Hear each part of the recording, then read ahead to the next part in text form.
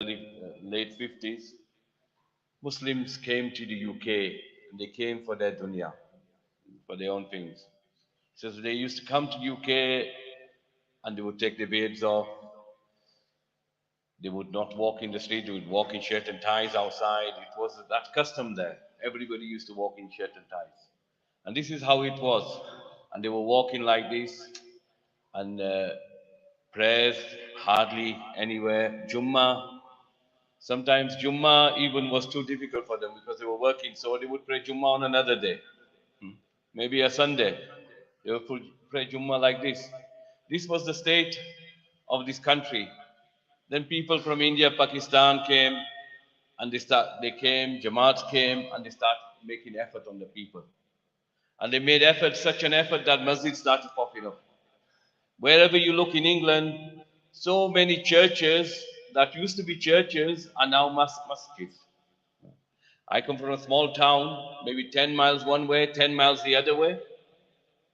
And in this small town, there is over 250 ulama, over 1,000 hufaz, very small, about 15, 16 mosques.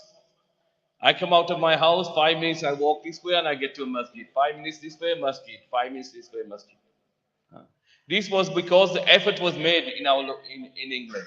When effort was made and when we took up the work of inviting towards good and forbidding from evil, it totally changed the UK. But you go to countries and where the effort has stopped. I was in Albania in approximately 1992, 1994, just after the communism. For 50 years, Albania had communism. Over 80% of Albania is Muslims. They're all white Muslims as well. All white Muslims. Over 80%. Our Jamaat went there. We had to go and we had to go by a ferry. And when we got off onto the port there, people just started gathering around us. We all had white on. We had amamas on. And everybody started gathering around it. They couldn't believe it. Who are you? They said to us, who are you? We said, we are Muslims. We are Muslims from UK. He says, what? There is Muslims in the world? Because during communism time, there was no radio, there was no TV. They told them there is no Islam. Islam is finished. You are not allowed to pray. You're not allowed to say Allah. If they said Allah, they would be put into jail. If they did any ibadat, they would be put into jail or beaten up. So when they saw us, they were so surprised. He says, are you Muslims from England? They said, yeah. They said to us, we thought you were angels that have come down from the sky. I said, we're far from angels, I'm sorry. Yeah? Far from angels. We have come down. We've come to your place to meet you, brothers. And we were going around into villages where the masjids had been destroyed, the minarets had been destroyed. And we were making effort, the masjids were empty.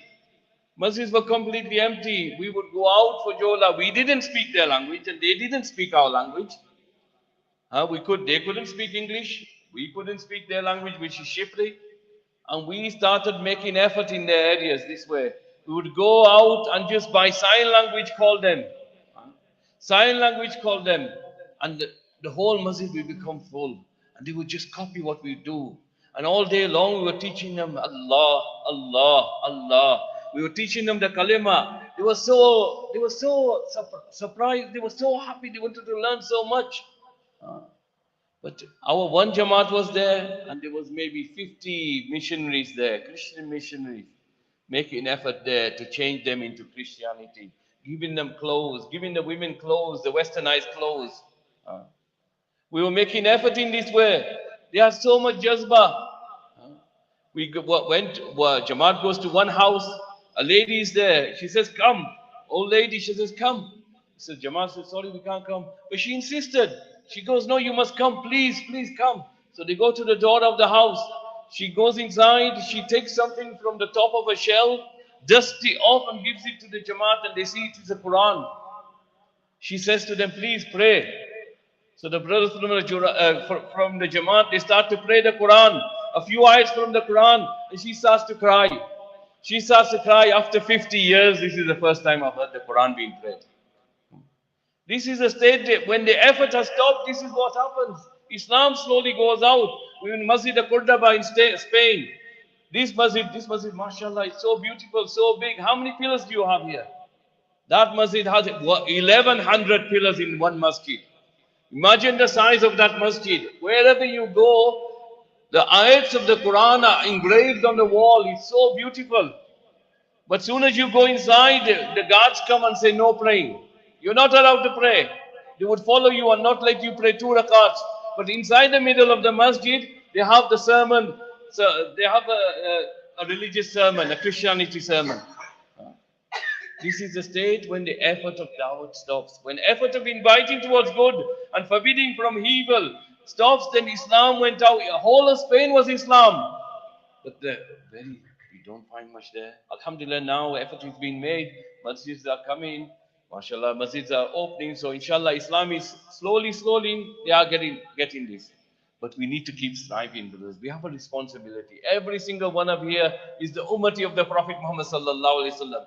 And the work of the prophets have been left on our shoulders. The worry and concern of the Prophet Muhammad sallallahu alaihi wasallam. That how can each and every single person be saved from the fire of hell is the duty of every single person. Such a worry that the body of a non-Muslim is going by, there's tears in the Prophet of Allah. O Prophet of Allah, O Prophet of Allah, the Sahabi say, why do you cry? This is the body of a non-Muslim. Says, is he not my ummati? Is he not my ummati? Because every single day in South Africa, ummatis are going without the kalima on their lips. So we have a responsibility, all of us here. That responsibility is the same responsibility that the Prophet Muhammad sallallahu alaihi wasallam has. So we request you, brothers, this is just a simple, elan to let you know that on the 22nd and the 23rd of this month in Masjid Mansur, you have an ijtima. All the brothers here make the intention, inshallah. We will all come to the ijtima and we will bring somebody with us as well. These can be the means of hidayat. When the Muslims get together, you know something, brothers, I'll tell you one thing. If we become united, we will rule the world. 100%. The problem we have is with disunity at the moment. When we get united, we will rule the world, inshallah. And this will come. One day it will come. So let's get united, inshallah. Come to the ijtima, sit in the ijtima talks, and benefit from this, inshallah. Jazakallah.